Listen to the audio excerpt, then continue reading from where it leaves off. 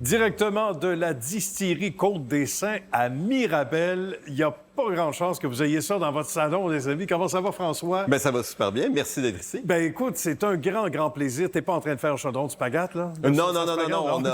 On est en train de faire une batch de whisky.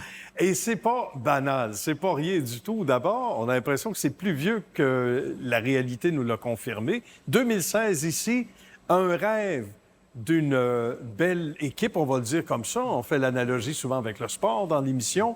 7 actionnaires issus de milieux complètement différents, mais un rêve de pouvoir, à côté, de pouvoir à tout le moins chatouiller les plus belles versions de ce qu'on retrouve, entre autres, en termes de whisky ou de gin ailleurs dans le monde.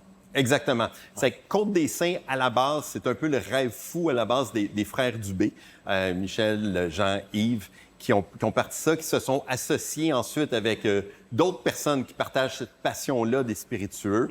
Et on a commencé en choisissant les champs. On a acheté les champs parce que pour nous, c'est du grain à la bouteille sans arrêt.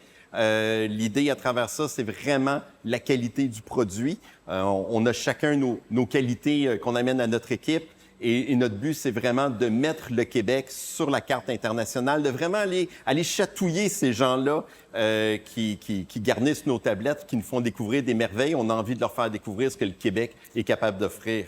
Et on a le goût de se bomber le torse. Parce que si ça fait comme les fromages, ça regarde bien. Parce qu'il y a encore 20 ans, on se limitait à ce qu'on connaissait, évidemment. Et on n'a pas besoin de nommer de nom, là, sans rien enlever à qui que ce soit. Et il y a eu une progression spectaculaire. On peut vivre la même chose à la lumière de ce qui se fait ici, entre autres. Où as-tu fait ton voyage de noces avec ton épouse? En Écosse. En Écosse. Et c'était pas pour la météo. Non, c'était pas pour la météo. Raconte-nous ta passion pour le domaine. C'était là, dans ton voyage de noces, ou déjà, plus jeune, t'étais... Plus jeune, plus longtemps que je me rappelle, j'étais intéressé par le travail microbiologique. Ah oui? Bon, oui, je suis médecin de soins intensifs, mais je suis un gourmand de nature et un assoiffé de nature. Et effectivement, le but, depuis longtemps, c'est de travailler avec la fermentation. J'ai commencé à un âge très jeune, la fermentation. Ah oui, OK. Et, avec des pommes de terre? Ça commence avec des patates? Non. J'ai commencé avec mon père en faisant du vin. On a quand même commencé comme il faut. Oui, quand même. Mais à travers les années, j'ai vécu cette passion-là. Et à un moment donné, arrive la passion des spiritueux. Et la seule façon d'aller dans la passion des spiritueux, c'est de se trouver une gang qui t'accepte et de partir une distillerie. Et c'est ça. Donc, moi, c'est un peu ce que j'amenais à l'aventure avec les autres partenaires. Bien. Et là, de fil en aiguille, donc la passion grandit. C'est quoi l'étape suivante qui t'amène ici? Parce qu'on disait, c'est l'affaire de 7 et des spécialistes et des passionnés. Ça fait un beau mélange des genres et ça donne de belles réalisations comme ici, là. Oui, bien effectivement, c'est que l'idée, à partir de là, du moment qu'on décide de le faire, c'est de s'en donner les moyens, mais surtout d'adopter une philosophie. Et pour nous, c'est relativement simple à faire du whisky. Qu'est-ce qu'on fait?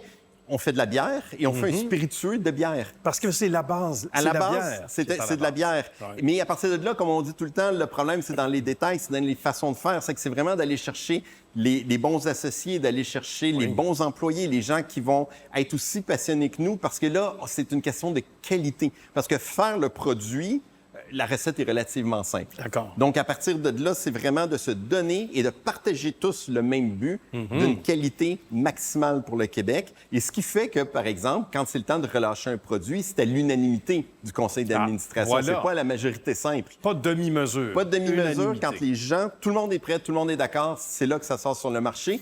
Donc, on aurait pu techniquement sortir nos whiskies après 3 ans. C'est ce que la législation dit. Mais on a tous décidé d'attendre 4 ans. Parce que pour nous, il y avait quelque chose qui se passait dans le baril dans ces 6 mois-là.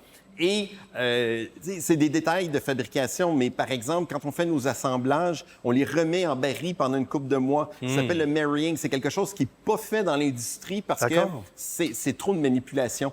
Mais comme nous, on est plus petits, on peut se permettre de le faire, mais les grands ne le font plus. Pas parce que ça fonctionne pas, ça fonctionne très bien, mais ça demande de la manipulation. C'est que c'est tous ces petits détails-là, le choix des alambics. Les alambics à whisky sont des alambics qui concentrent la saveur. Les alambics à gin sont des alambics qui enlèvent la saveur pour qu'on puisse rajouter nos botaniques. Donc, pour nous, si on fait et des gins et du whisky, c'est 2 lignes d'assemblage complètement différentes. Complètement différentes parce que on ne peut pas simplement utiliser le même alambic pour les deux produits. On peut, mais on n'arrivera pas à la même qualité de produit. Voilà. Ensuite, la qualité des coupes, quand est-ce qu'on rejette l'alcool, quand est-ce qu'on accepte l'alcool. Les gens sont toujours étonnés de savoir que ce n'est pas des ordinateurs, c'est un nez humain qui fait ça. C'est encore un nez humain. Exactement, c'est encore le nez humain. Et après, c'est le programme de baril.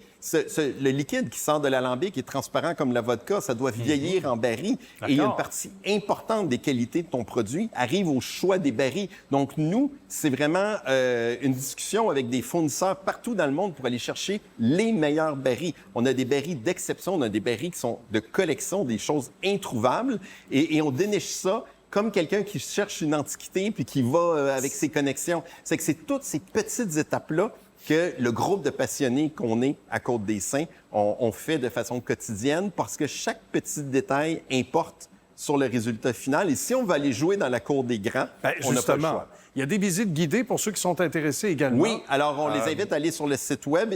Ça permet de réserver. Il y a vraiment une dégustation orientée whisky, une dégustation orientée gin et liqueur. Bien. Donc, quelqu'un les groupes peuvent venir, il y en a pour chacun. Pour tous les goûts, évidemment. Puis le site web, sans l'ombre d'un doute. Merci beaucoup, mon cher François, une fois de plus. Salutations à la belle équipe et à tout ce bon monde qui font de ça un succès grandissant. On va aller chatouiller les plus grands dans le domaine. Merci encore. Merci. À bientôt.